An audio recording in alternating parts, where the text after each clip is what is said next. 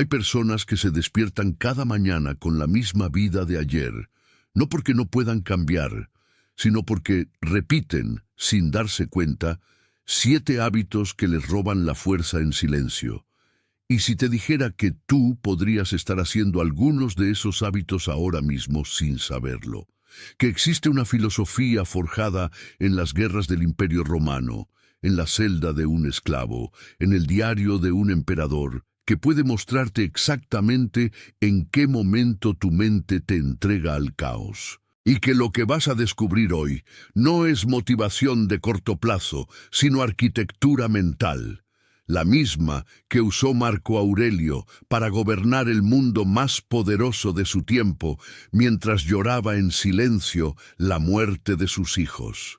La misma que usó Epicteto, encadenado para ser más libre que el hombre que le ponía las cadenas. ¿Estarías dispuesto a mirarte a la cara con honestidad durante los próximos minutos? Porque lo que vas a escuchar hoy no viene a hacerte sentir bien, viene a hacerte sentir verdadero. Detente, respira, no como ejercicio de relajación, como un acto de presencia. El filósofo que pone un instante de conciencia entre el mundo y su respuesta ya ha hecho algo que la mayoría jamás hace en toda su vida. Ha elegido. En ese instante de elección vive todo lo que voy a enseñarte hoy. El estoicismo no es la filosofía de los hombres fríos que no sienten. Es la filosofía de los que sienten profundamente y aún así eligen con sabiduría. Marco Aurelio escribía sus pensamientos más íntimos en el campo de batalla, con el olor de la guerra todavía en el aire, con el peso del poder absoluto sobre sus hombros. Y sin embargo, sus páginas no hablan de conquistas ni de gloria. Hablan de cómo dominar el propio pensamiento. Un hombre con todo el poder del mundo conocido eligió escribir sobre el dominio interior. Eso debería decirnos todo sobre dónde reside el verdadero poder.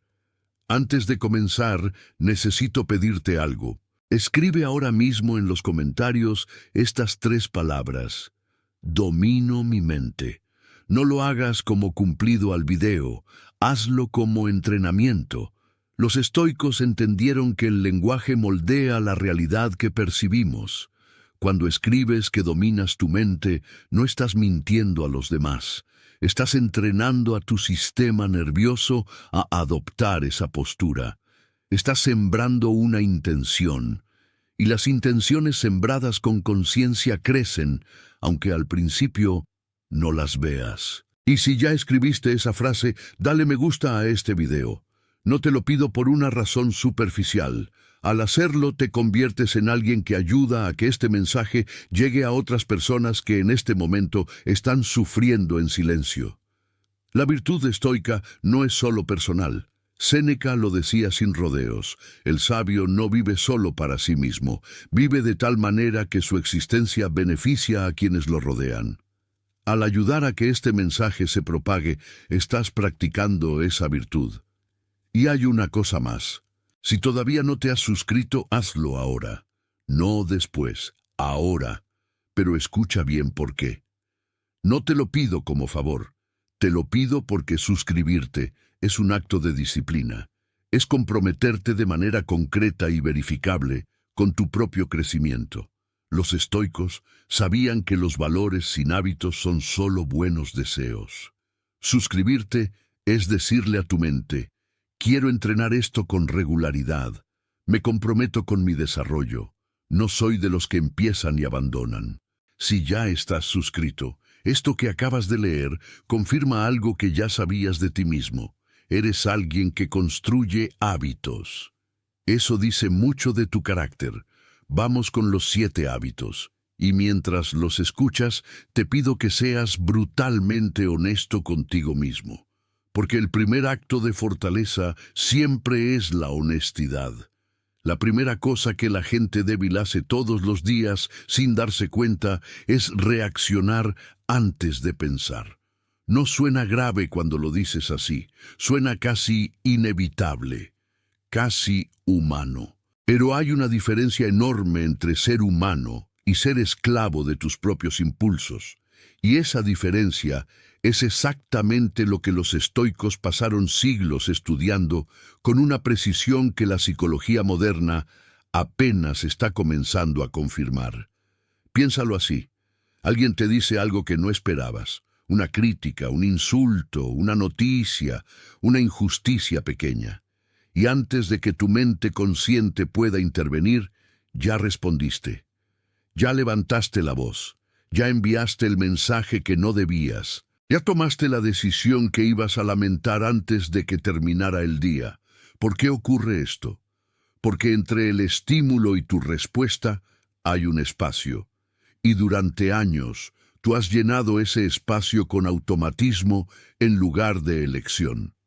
La mente que reacciona sin pensar no es una mente libre, es una mente programada. Y lo más perturbador de todo es que ese programa lo escribieron otros. La infancia, el miedo acumulado, el ego herido, la necesidad de aprobación que nadie te enseñó a cuestionar. Tú no elegiste ese programa, pero sí puedes elegir cambiarlo. Epicteto, el filósofo que nació esclavo y murió libre, dejó escrita una idea que parece sencilla, pero que es una de las más revolucionarias que la filosofía ha producido en toda su historia. No son las cosas las que nos perturban, sino los juicios que hacemos sobre las cosas. Repite eso en tu mente. No es el insulto lo que te duele, es lo que decides creer sobre ese insulto. No es la crítica lo que te derrumba, es la importancia que le asignas.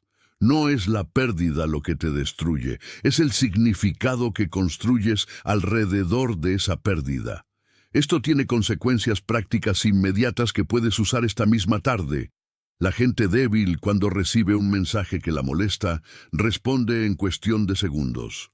La persona de carácter espera, no porque sea cobarde, sino porque sabe que el primer pensamiento rara vez es el pensamiento más sabio. Marco Aurelio se imponía a sí mismo lo que yo llamaría la pausa del filósofo.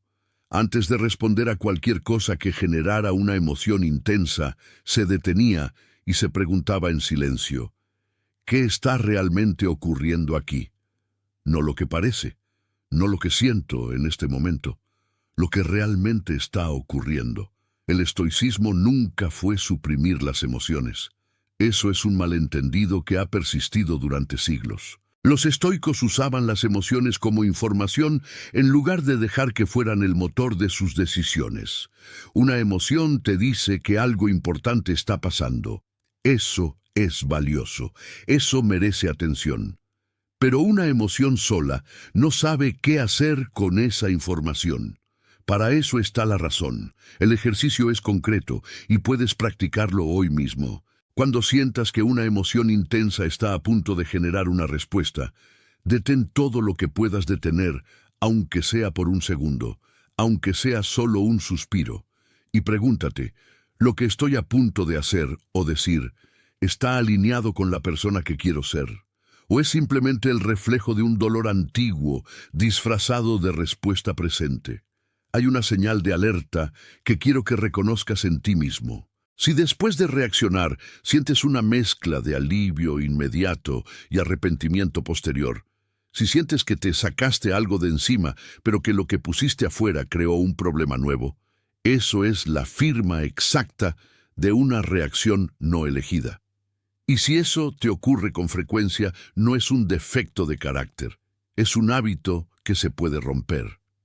La fortaleza no es la ausencia de emoción. La fortaleza es la presencia de elección, incluso cuando la emoción está en su punto más alto. Y esa fortaleza no se da de manera natural en casi nadie. Se construye, se entrena, se practica en los momentos pequeños para que esté disponible en los momentos grandes. Cada vez que eliges pausar antes de responder, estás colocando un ladrillo. Cada vez que reaccionas sin pensar, estás tirando 3. Así de simple, así de continuo, así de decisivo.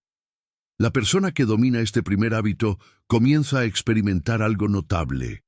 El mundo deja de tener tanto poder sobre ella. No porque el mundo cambie, sino porque su relación con el mundo ha cambiado de raíz. Las críticas llegan pero no la destruyen. Los insultos aparecen pero no la definen. Las pérdidas ocurren pero no la paralizan. No porque no sienta, sino porque entre lo que siente y lo que hace, hay ahora un instante de lucidez. Y en ese instante vive la dignidad. La segunda cosa que la gente débil hace todos los días, sin darse cuenta, es desperdiciar energía mental en lo que no puede controlar. Este es quizás el error más costoso que comete el ser humano moderno. No porque sea un error nuevo, es tan viejo como el miedo. Pero vivimos en una época que lo amplifica de una manera que los filósofos de la antigüedad nunca hubieran podido imaginar. Tenemos acceso en tiempo real a todas las catástrofes del mundo, a todas las opiniones de todas las personas, a todos los escenarios posibles del futuro. Y la mente que no ha entrenado su capacidad de discriminar entre lo que le corresponde y lo que no le corresponde, simplemente se ahoga.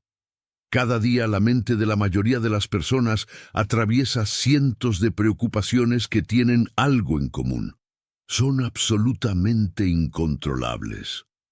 El clima, lo que piensan los demás, el pasado que no se puede deshacer, la economía global, la salud de alguien a quien aman, lo que podría ocurrir la próxima semana, lo que debió haber ocurrido hace 3 años. Y cada vez que esa mente dedica energía a preocuparse por algo que no puede controlar, está usando combustible real, combustible mental, emocional y físico, para alimentar un fuego que no puede apagar. El estoicismo tiene un nombre para esto, la dicotomía del control, y es tan central en esta filosofía que Epicteto la pone en la primera línea de su obra más importante: algunas cosas dependen de nosotros, otras no. Dependen de nosotros nuestros juicios, nuestros impulsos, nuestros deseos, nuestras aversiones. No dependen de nosotros nuestro cuerpo, nuestra reputación, los cargos que ocupamos, las riquezas, todo lo que en suma no es obra nuestra. Una frase escrita hace 2000 años que describe con precisión quirúrgica el origen de casi todo el sufrimiento humano contemporáneo. ¿Qué depende de ti? Tu manera de pensar, tu manera de responder, tus valores, tu esfuerzo, tu actitud ante lo que ocurre, el juicio que aplicas a cada situación. ¿Qué no depende de ti? El resultado final de casi todo lo demás, la opinión que los demás se forman de ti.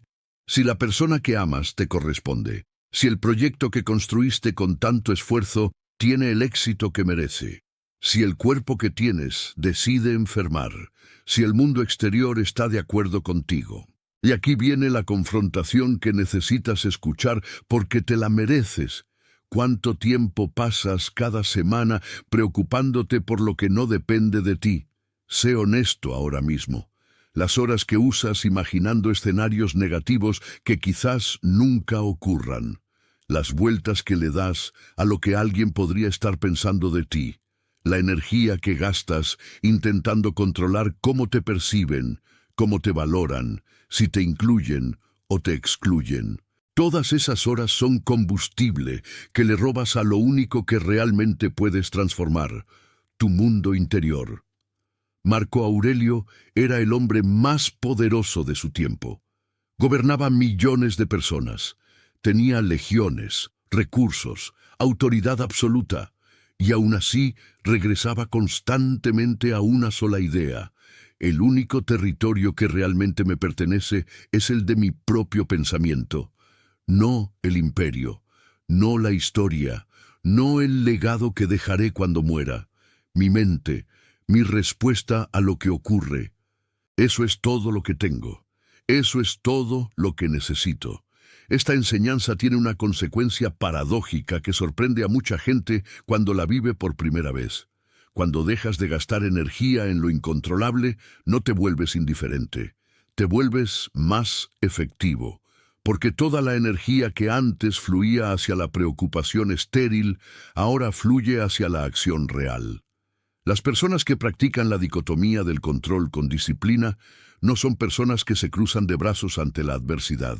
Son personas que actúan con mayor claridad y mayor fuerza precisamente porque no están agotadas de luchar contra lo que no pueden cambiar.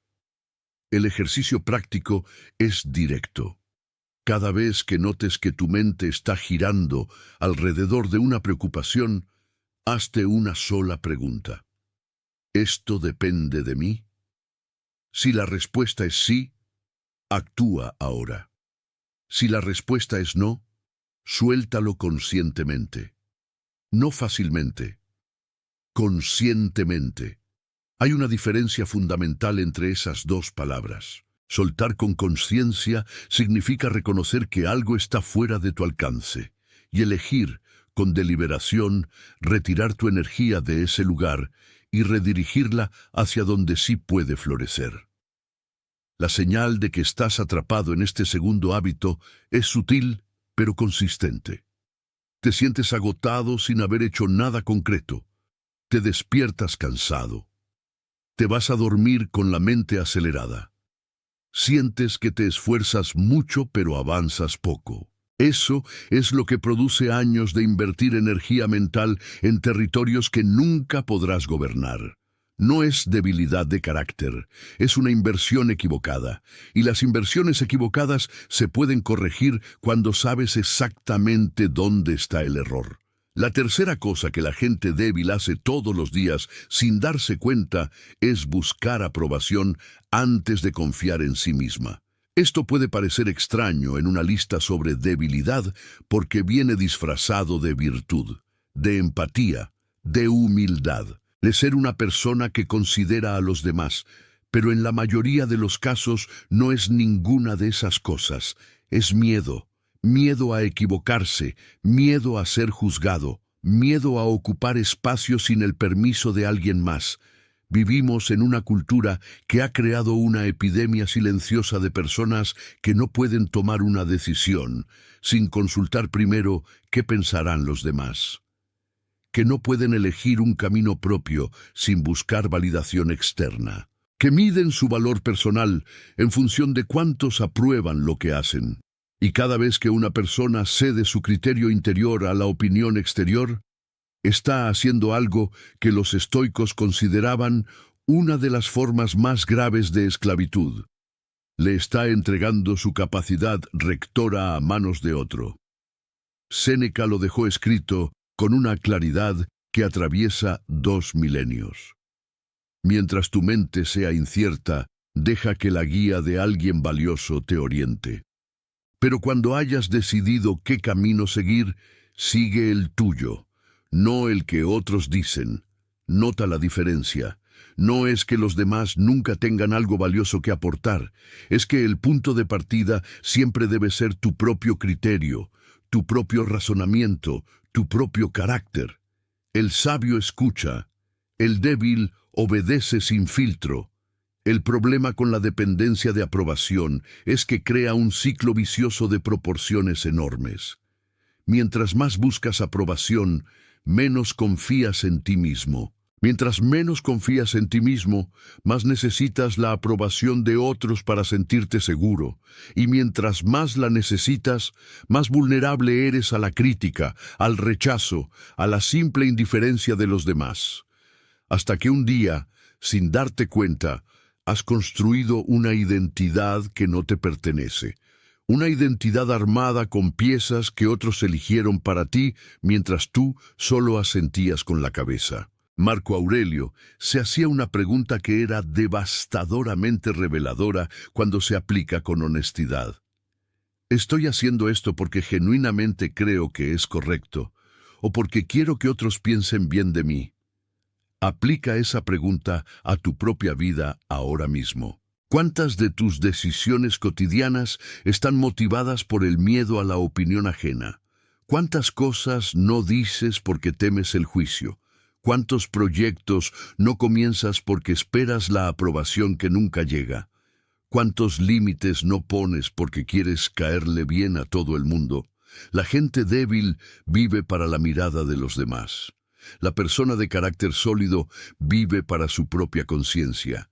Y esto no es arrogancia. Arrogancia sería creer que uno siempre tiene razón. Lo que propongo es algo diferente.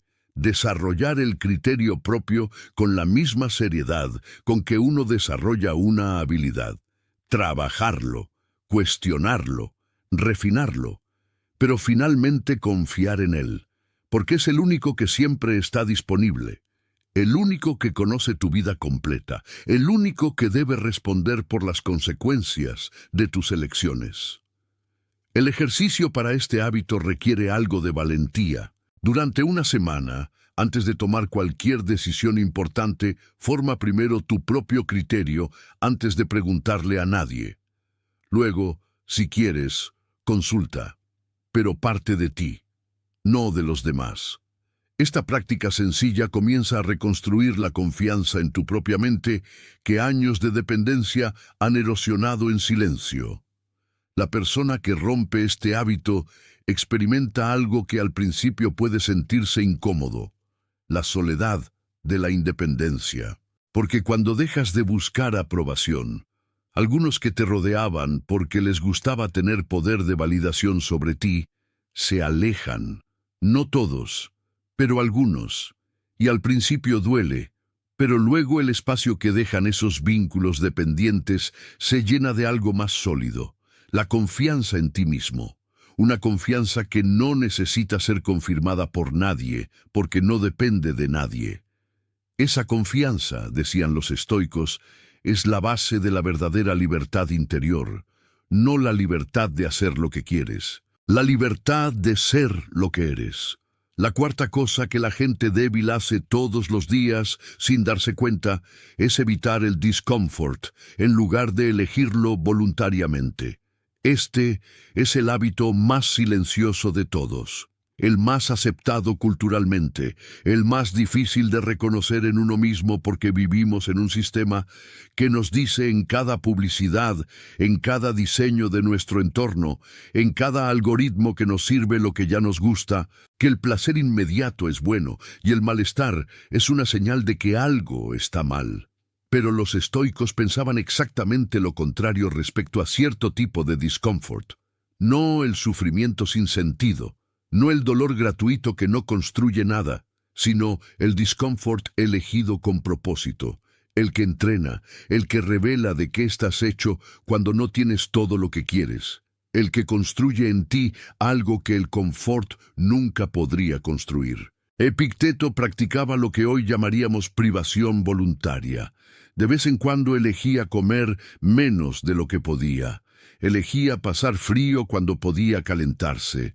Elegía privarse de comodidades que estaban disponibles y al alcance de su mano, no como castigo, como entrenamiento, porque sabía que la mente que nunca ha practicado la incomodidad es frágil, que la persona que nunca ha pasado hambre tiene miedo al hambre, que la persona que nunca ha soportado el frío es rehén del frío. Pero la persona que ha elegido el frío, que lo ha tolerado con calma, que ha mirado el discomfort a los ojos y ha seguido funcionando, esa persona sabe algo que los demás ignoran, que puede.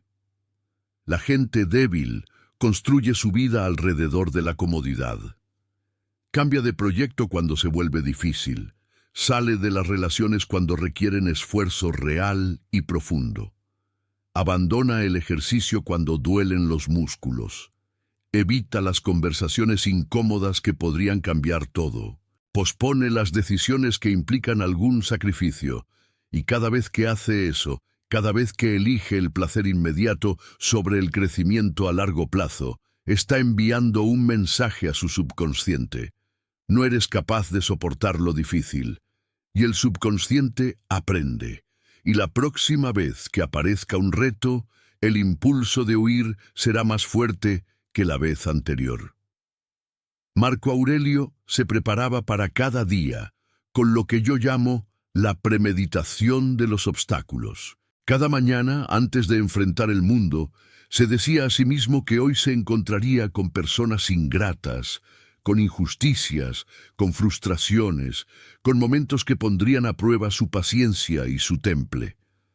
no como pesimismo, como entrenamiento preventivo, como vacunarse mentalmente contra la fragilidad de quien espera que el mundo sea siempre cómodo y se derrumba cuando no lo es. El ejercicio para este hábito es pequeño pero poderoso. Elige una incomodidad menor cada día, voluntariamente, deliberadamente. Puede ser ducharte con agua fría los últimos 30 segundos. Puede ser no revisar el teléfono durante la primera hora del día, aunque sientas la urgencia. Puede ser decir algo verdadero en una conversación donde hubiera sido más fácil callarte. Puede ser hacer el ejercicio que llevas 3 días postergando. La incomodidad elegida no tiene que ser grande, tiene que ser real y tiene que ser consciente. Tiene que ser un momento en el que tu mente diga con claridad: elijo lo difícil porque sé que del otro lado hay algo más valioso que el alivio inmediato. Con el tiempo, esta práctica transforma radicalmente la relación que tienes con los retos. Los problemas dejan de verse como amenazas y empiezan a verse como materiales de trabajo. Las dificultades dejan de ser señales de que algo está mal y se convierten en indicadores de que estás en el borde exacto de tu crecimiento real. Y esa transformación de perspectiva no tiene precio, porque una persona que no teme la dificultad es libre de aspirar a cosas grandes sin el paralizante miedo al fracaso que detiene a la mayoría antes de siquiera intentarlo. La debilidad no es la ausencia de fuerza, es la ausencia de práctica. Y la práctica comienza hoy con una elección voluntaria de discomfort, una sola, la que elijas tú. La quinta cosa que la gente débil hace todos los días, sin darse cuenta, es hablar de sí misma más de lo que se observa. Esto puede parecer extraño en una lista sobre debilidad, porque vivimos en una cultura que confunde la autoexpresión constante con el autoconocimiento profundo. Pero son dos cosas completamente distintas, y esa confusión le cuesta a mucha gente años de introspección que nunca los lleva a ningún lado. Los estoicos hacían una distinción muy clara entre dos tipos de movimientos mentales: el movimiento hacia afuera, la expresión, la proclamación, la queja, la justificación, la narración de lo que nos pasa y cómo nos hace sentir. Y el movimiento hacia adentro, la observación, el examen, el cuestionamiento, la confrontación honesta con lo que realmente somos frente a lo que creemos ser. El primero se siente como profundidad, el segundo es profundidad. La gente que vive en el hábito de narrar su vida constantemente, que habla de lo que siente, de lo que le pasa, de lo que los demás le hicieron, de cuánto se esfuerza, de cuánto sufre, no es mala gente, pero está usando el lenguaje para evitar el encuentro real consigo misma.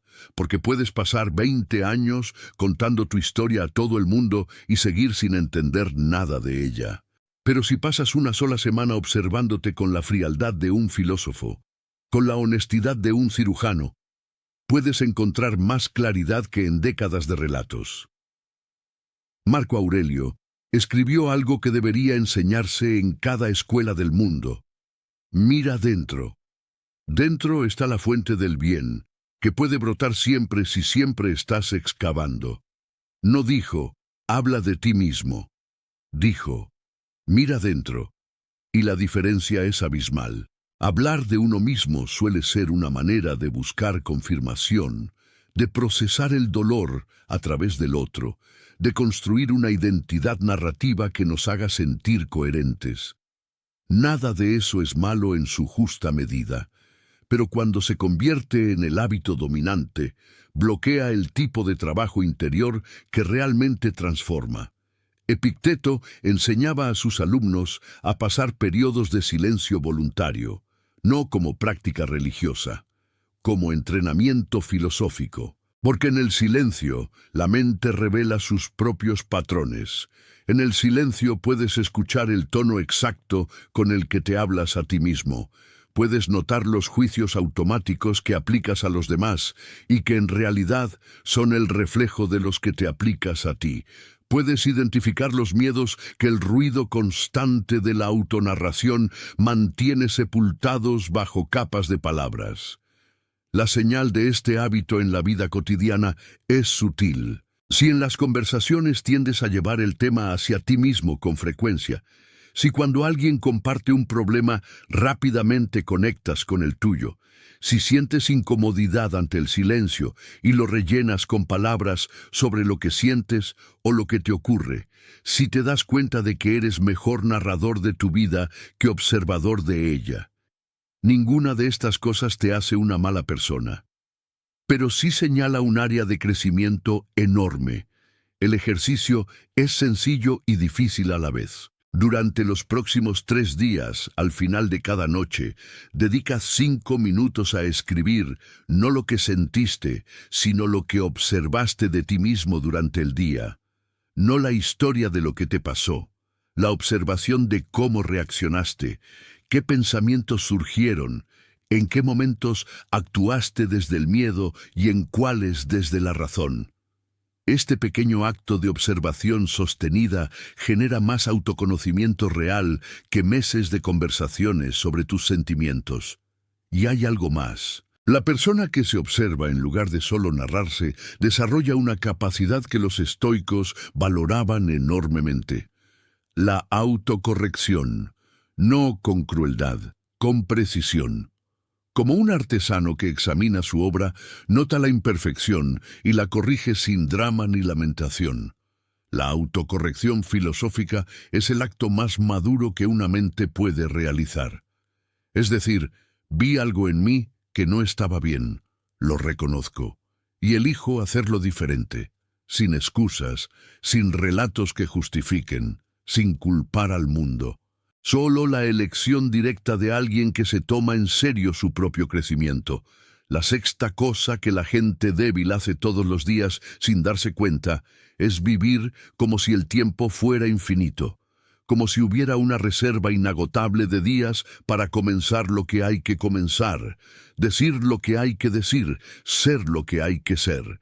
Y esta ilusión es quizás la más peligrosa de todas las que voy a nombrar hoy, no porque duela, sino precisamente porque no duele, es cómoda, es silenciosa, y va consumiendo la vida entera sin hacer el más mínimo ruido.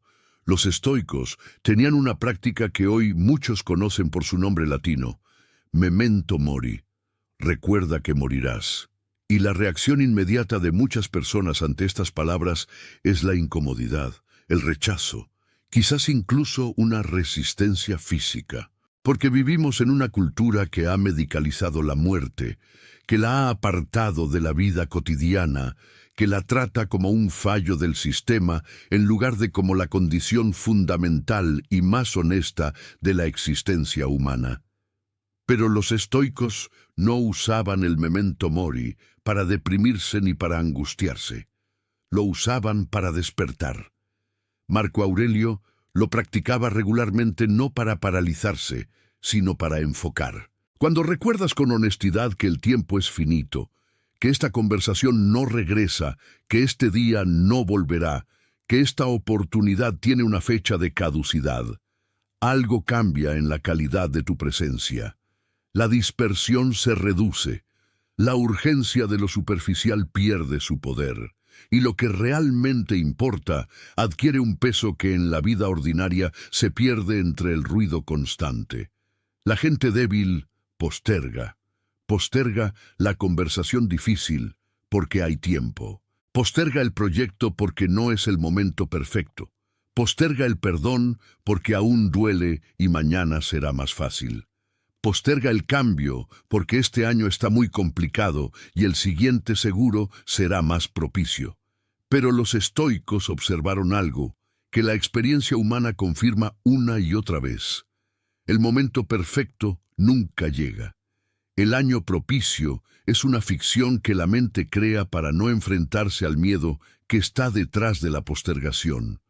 Y la vida no espera a que te sientas listo. Séneca escribió una de las cartas más extraordinarias que la filosofía ha producido jamás, titulada Sobre la brevedad de la vida.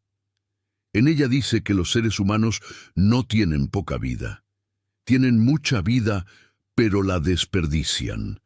Que la mayoría llega al final de sus años y recién entonces se da cuenta de que vivió la vida de los demás, ocupado en lo que otros esperaban de él, distraído por lo que no importaba, pospuesto en lo que sí importaba. Y esa constatación al final, cuando ya no hay tiempo para hacer nada con ella, es una de las formas más crueles de sufrimiento que existe. La práctica concreta del memento mori no consiste en pensar en la muerte con ansiedad. Consiste en hacerse cada mañana una pregunta directa y honesta. Si este día fuera el último, ¿estaría viviendo de una manera coherente con lo que valoro? No perfecta. Coherente. ¿Estoy invirtiendo mi tiempo en lo que realmente me importa o en lo que me resulta cómodo, familiar, seguro pero vacío de significado real? Esta pregunta tiene el poder de reorganizar las prioridades de una manera que ninguna técnica de productividad puede lograr. Porque no es una pregunta de eficiencia, es una pregunta de valores. Y cuando vives con esa pregunta activa, el tiempo deja de ser un recurso que administras y se convierte en un territorio sagrado que honras con cada elección. Hay también una versión más cotidiana de este hábito que vale la pena nombrar. Es la costumbre de no estar presente en lo que se está viviendo. Estar físicamente en un lugar, pero mentalmente en otro. Estar con las personas que amas, mientras la mente revisa el trabajo. Estar en el trabajo mientras la mente está en el conflicto de casa. Esta fragmentación constante de la presencia es otra forma de desperdiciar el tiempo, quizás la más sutil de todas, porque da la sensación de estar activo cuando en realidad se está ausente. Y junto al memento mori, vive otro concepto estoico que lo completa y lo eleva. El amor fati. El amor al destino. No resignarse a lo que ocurre. Amarlo. Amar la finitud como condición de posibilidad. Sin límite, nada importaría. Sin tiempo que se acaba, nada tendría peso. Es precisamente porque el tiempo es finito que cada elección tiene un valor real. La persona que integra esta enseñanza no se vuelve mórbida, se vuelve más viva, más presente, más decidida, más capaz de elegir lo importante sobre lo urgente y lo verdadero sobre lo cómodo. La séptima cosa que la gente débil hace todos los días, sin darse cuenta, es confundir la queja con el pensamiento. Este es el hábito más extendido de todos, el más socialmente aceptado, el más difícil de abandonar precisamente porque crea la ilusión de profundidad, cuando en realidad produce parálisis total. Quejarse se siente como reflexionar, se siente como tomar en serio los problemas, se siente como ser una persona consciente de lo que ocurre a su alrededor. Pero no es ninguna de esas cosas. La queja es el movimiento de la mente que identifica lo que está mal y se detiene ahí, sin dar el siguiente paso, que es preguntarse qué se puede hacer con lo que está mal. La queja observa el problema y lo convierte en su punto de llegada. El pensamiento filosófico observa el problema y lo convierte en su punto de partida. La diferencia entre esas dos actitudes es la diferencia entre una vida que avanza y una que gira eternamente en el mismo lugar. Los estoicos no eran ingenuos, reconocían el sufrimiento, reconocían la injusticia, reconocían que el mundo está lleno de cosas que no deberían ser como son. Pero su respuesta no era la queja. Era lo que Marco Aurelio llamaba el impulso hacia la acción adecuada. No la acción impulsiva, no la inacción resignada, la acción deliberada, razonada, consistente con los propios valores y ajustada a las circunstancias reales tal como son, no como desearíamos que fueran. La persona que vive en el hábito de la queja tiene una característica que se puede observar con claridad. Sus conversaciones son consistentemente sobre lo que está mal. Con el trabajo, con la pareja, con la economía, con el gobierno, con las personas que los rodean, Por supuesto que a veces hay cosas genuinamente malas que merecen ser nombradas con honestidad, pero el patrón es el problema. Cuando la mayor parte de la energía conversacional se invierte en identificar lo que falla, sin moverse hacia la acción posible, eso ya no es pensamiento crítico. Es un hábito de mente que va creando, ladrillo a ladrillo, una visión del mundo como un lugar donde las cosas malas ocurren y donde uno no tiene poder real sobre ellas. Esta visión tiene un nombre en la psicología moderna: locus de control externo. La percepción de que lo que me ocurre depende fundamentalmente de factores que están fuera de mí, no de mis decisiones. Y es el opuesto exacto de lo que los estoicos llamaban la vida filosófica, que es, en esencia, la vida vivida desde la convicción de que no controlo todo lo que me pasa, pero controlo absolutamente cómo respondo a ello, qué hago con ello, qué construyo a partir de ello. Séneca fue exiliado de Roma, lejos de todo lo que había construido, lejos de su poder y de su influencia, y en lugar de quejarse, que hubiera sido humanamente comprensible, escribió algunas de las páginas más luminosas de la filosofía occidental. Tomó exactamente lo que tenía, tiempo y pensamiento, y construyó con eso algo que sobreviviría 2000 años. No porque negara que el exilio era injusto, sino porque eligió no darle a la queja el poder de dirigir su vida. La práctica para romper este hábito es lo que yo llamaría el protocolo de la bifurcación. Cada vez que tu mente genere una queja, no la suprimas. Nómbrala: estoy quejándome de esto. Y luego, inmediatamente, hazle una sola pregunta directa: ¿qué puedo hacer yo al respecto? Si hay algo que puedas hacer, aunque sea pequeño, hazlo. Si genuinamente no hay nada que puedas hacer, aplica la dicotomía del control y suelta la queja de manera consciente. Pero no te quedes en el espacio intermedio, el más peligroso, donde la queja existe y crece, pero no hay ninguna acción que la transforme. Ese espacio es donde la mente débil pasa la mayor parte de su vida. Con el tiempo, este protocolo cambia radicalmente la conversación interna. La mente que antes generaba problemas, automáticamente empieza a generar preguntas. La energía que antes fluía hacia la identificación de lo que está mal, empieza a fluir hacia la exploración de lo que se puede hacer. Y esa redirección de energía no solo mejora el bienestar emocional, mejora la efectividad real en la vida. Porque las personas que actúan, aunque sea imperfectamente, siempre van a avanzar más que las que solo observan y se lamentan. El estoico que ha superado el hábito de la queja no vive en una burbuja de positividad artificial, vive en la claridad, ve los problemas con más nitidez que la mayoría, precisamente porque no los nubla con el ruido emocional de la lamentación. Y esa claridad es lo que le permite actuar con precisión, cuando los demás siguen girando en círculos alrededor de lo que está mal, sin dar el paso que los sacaría de ahí. Si llegaste hasta aquí, necesito que te detengas un momento y reconozcas lo que acabas de hacer. En un mundo donde la atención es el recurso más disputado, tú elegiste dedicar este tiempo a algo que importa, no a distraerte. No a entretenerte superficialmente, a pensar, a observarte, a confrontarte con ideas que incomodan exactamente porque son verdaderas. Eso no es algo que hace cualquier persona. Eso es la firma de alguien que se toma su vida interior en serio. Formas parte de un grupo pequeño, no de élite en el sentido del privilegio, de élite en el sentido de la exigencia, de personas que han decidido que quieren más que una vida reactiva, que quieren más que el automatismo de los hábitos no elegidos, que quieren más que la comodidad del piloto automático. Y ese querer más, cuando está acompañado del esfuerzo real de observarse y cambiarse, es exactamente lo que los estoicos llamaban el camino hacia la virtud. Ahora quiero pedirte algo especial. Escribe tu nombre en los comentarios.